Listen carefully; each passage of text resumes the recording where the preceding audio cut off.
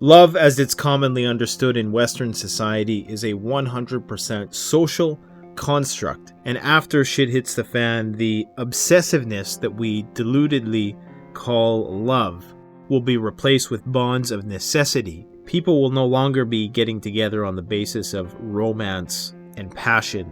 They'll be getting together because it's going to be the only way they're going to survive, as it was for thousands and thousands of years. Whether we're talking about the MGTOW movement, or websites like Ashley Madison, or television shows like Desperate Housewives, Trading Spouses, the modern music industry, social media narcissism, it's very clear that the moral boundaries which were required to hold civilization together for so long are diminishing in value as we enter the transhumanist globalist era, where the goal is endless self-indulgence and zero commitment.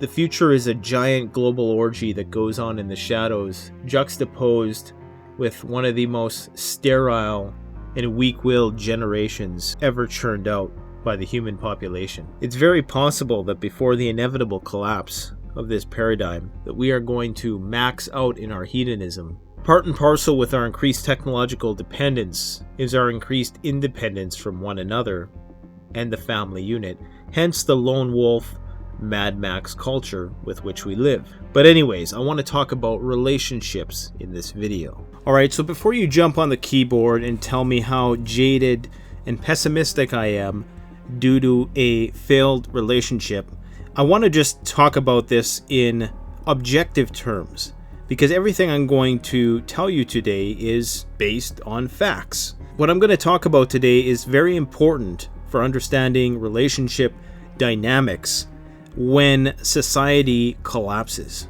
because the entire dynamic is going to change in a very big way. 1,000 years ago, the idea of love doesn't exist as it does today. The idea of romantic love today has been mystified and overly humanized to the point where the idea itself evokes a certain delusional mindset, hence the phrase, love is blind. For thousands and thousands of years before the Industrial Revolution and the Enlightenment, people got into monogamous or polygamous, if you had high enough status, relationships purely for transactional value. Or in other words, for socioeconomic value. Meaning that you married somebody strictly for security, economics, procreation, building kinship ties, so a king would send off his daughters to other kingdoms to be married by their princes for diplomacy's sake, to build alliances. The concept of love only becomes a thing when you get survival down pat, when the tribe or the society becomes so specialized and so refined that the everyday tasks of survival become quite easy and society is functioning efficiently and orderly. There's a very elaborate rule of law in place to allow for more abstract reasons for people to get into relationships. So when socioeconomics and when, diplomacy ceased to be the main reasons for people getting together, there was a distinct shift in thinking from one which was rooted in materialism and biology, meaning that the goal of hooking up is procreating and security, because a man and woman can synergistically do more than just a man or a woman by themselves. Once civilization became more refined and living conditions improved across the board, people could be a bit more picky, as the state or the government, whatever you want to call it, took on more and more responsibility for the life-sustaining systems which kept people alive. That gave people more time and more options to chase this thing we call love.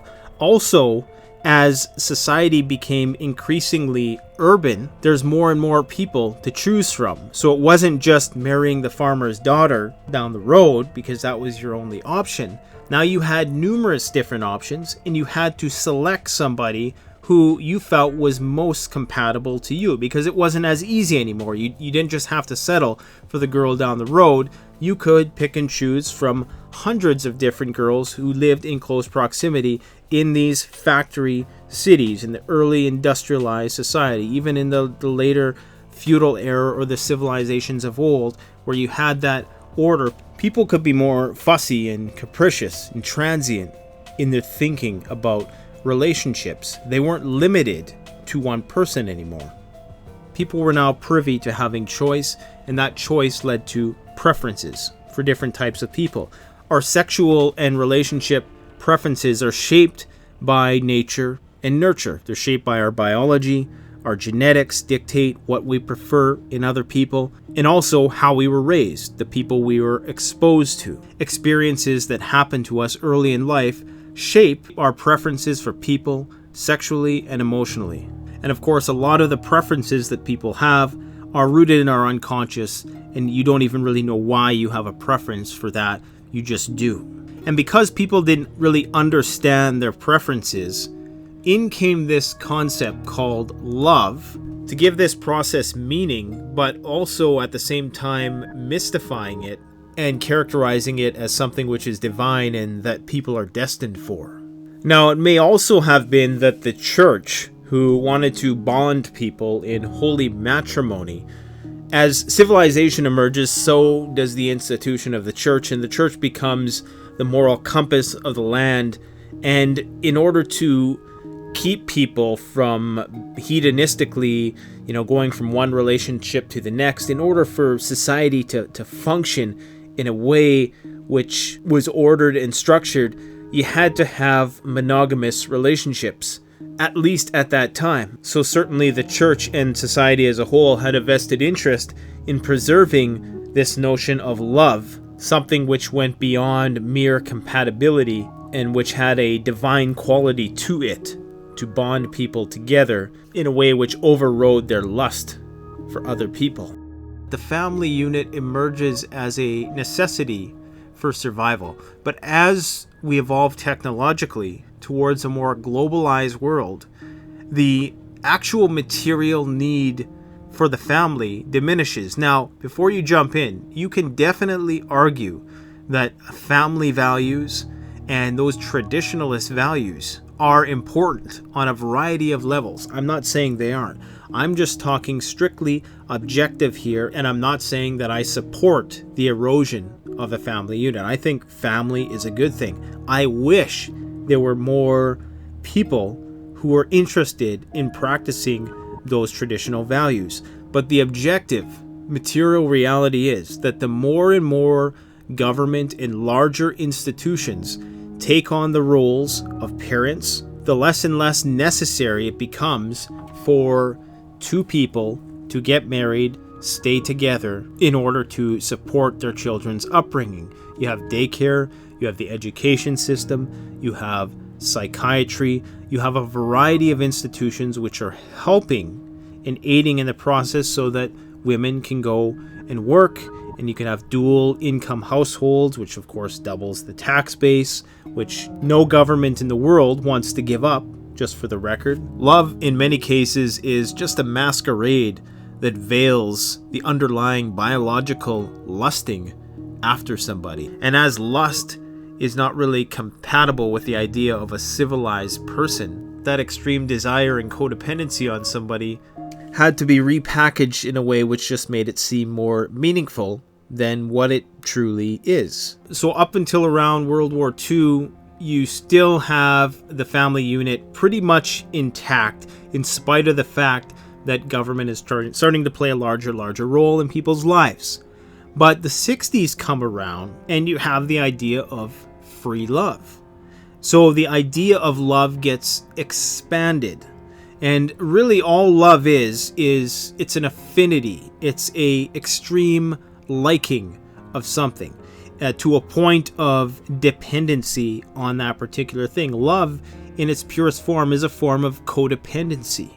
Your neurochemistry gets hardwired to being around somebody else, and you become dependent on that person being there to feel a certain degree of satisfaction with life. But that's all love is. There is nothing mystical or divine about it. It's people get together, purely on the basis of compatibility. I'm very materialist on the subject of love. Now, a lot of people might get defensive because they say, well, no, I love my kids. Well, of course you do. You have a strong preference for your children over other people's children because they're your offspring. You have a genetic interest invested in them because they're your progeny.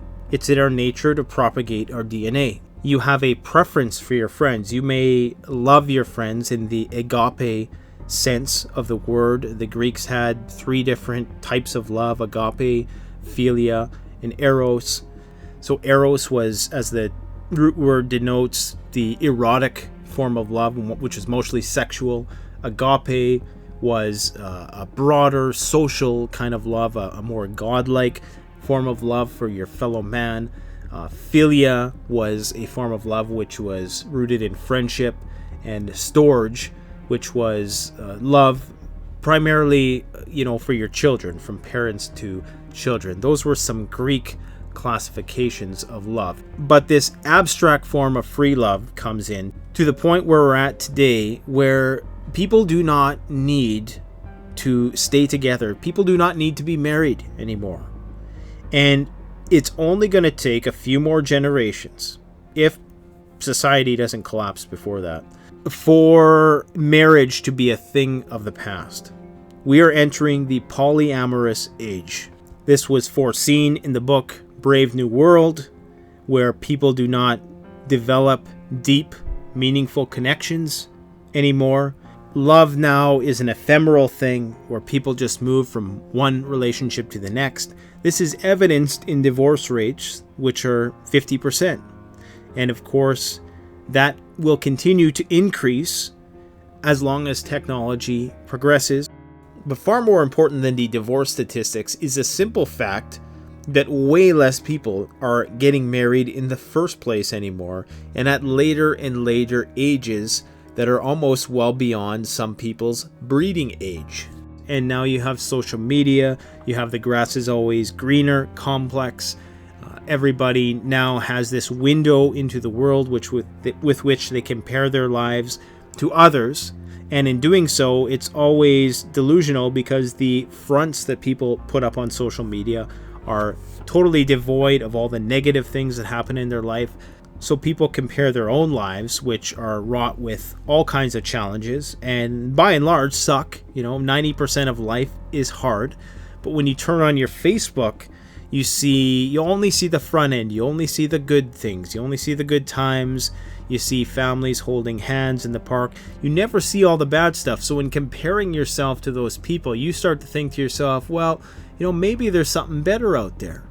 And the more and more people you're around, because we're now in these megalopolises with millions of people to choose from. And of course you have the hypersexual age with pornography, online dating, the swipe left, swipe right culture. We live in an instant gratification, disposable society where people just move from one thing to the next. So it's to be expected that marriage is going to follow. And the broadening of the sexual definitions, this whole transhumanist, transgendered movement where gender becomes a fluid concept, adds to my main thesis here that the family unit is no longer a necessity because machines are doing all the work. You don't have to have a wife to raise the children and milk the cows while you go and plow the field with your donkey. You don't need that anymore. Now, I should clarify that when I say it's not needed anymore, I'm talking strictly for material purposes.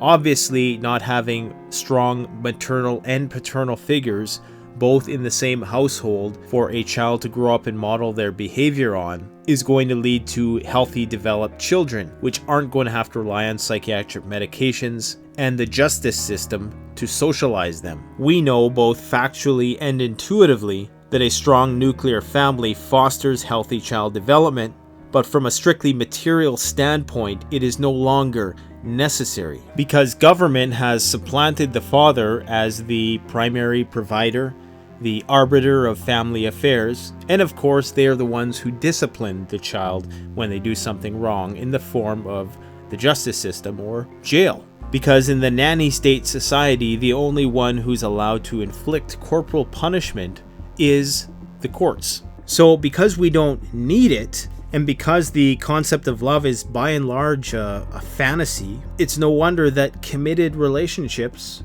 are going to be a thing of the past until society collapses. Because the degree to which society collapses, and I say the degree to which because you could have a gradual economic collapse, you could have gradual climate collapse, just a general across the board reduction in standard of living. Accompanying that will be a return to those traditional values.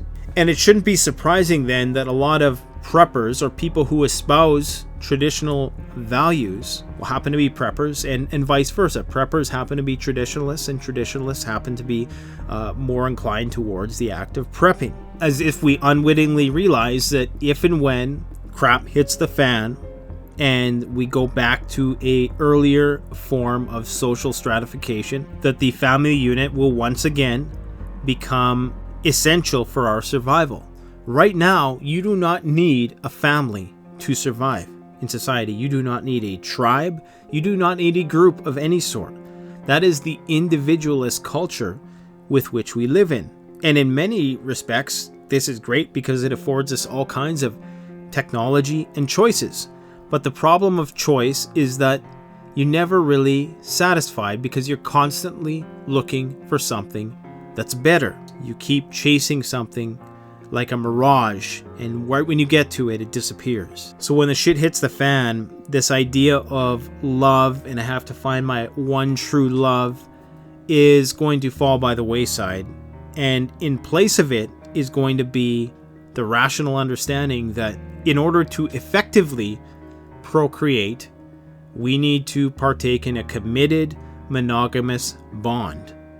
Like I say, you're still going to have the warlords and all the rest who have access to multiple women, and it's going to be a polygamous situation. So before and leading up to the collapse, the definition of love will be at its most ephemeral or transient, or transitory, meaning that there is no aspect of commitment to love. But immediately after the collapse, when people start relying on each other once again for survival, and you don't have Facebook to compare yourself to the people down the street, that's when those natural reasons for a monogamous commitment are going to make a comeback.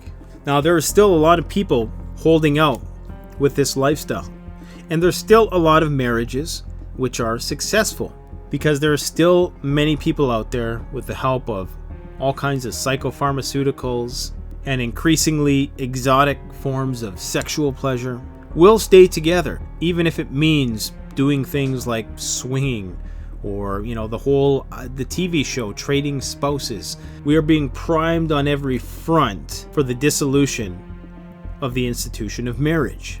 The holy matrimony will soon be a thing of the past, but as soon as this machine grinds to a halt, people are going to get together again because they will have no other choice. Let me know what you guys think about this in the comments section. Thanks for watching. Don't forget to like, comment, subscribe. Canadian Prepper out. The best way to support this YouTube channel is to support yourself by gearing up through CanadianPreparedness.com or BugoutRoll.ca. Premium quality gear at the best possible price using the incredibly secure and easy to use Shopify platform. We offer free shipping to the United States for orders over $200 USD and free shipping to Canada over $75. So support the channel by supporting yourself.